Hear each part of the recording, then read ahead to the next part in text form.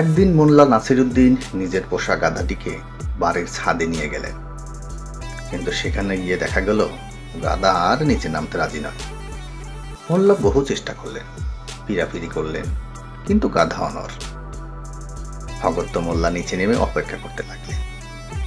আধা ঘন্টা, 1 ঘন্টা এভাবে সময় গড়িয়ে গেল। গাধা তবুও নিচে নামছে না। উপরন্ত ছাদে দাঁড়িয়ে ক্রমাগত লাথি মারছে। মোল্লার মনে হলো গাধা ছাদ ভেঙে ফেলার চেষ্টায় আছে। বিষয়টা ভাবনাজনক।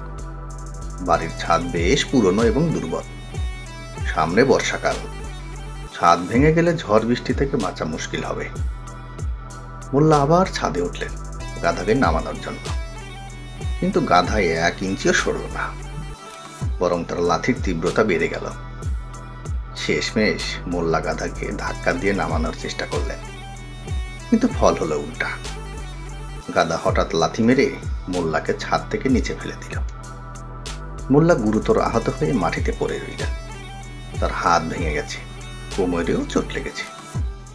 আর ছাদ গাধার লাথিতে লাথিতে সেটাও ভেঙে পড়ল।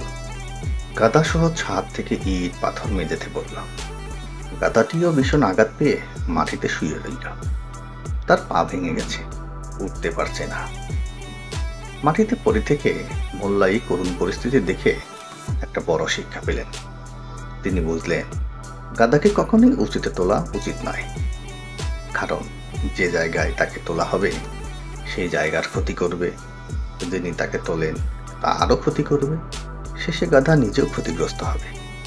গল্পের শিক্ষা: অযোগ্য কাউকে গুরুত্বপূর্ণ বা উচ্চ পদে বসালে সে নিজের, আপনার এবং আশপাশের সব কিছুর ক্ষতি করবে।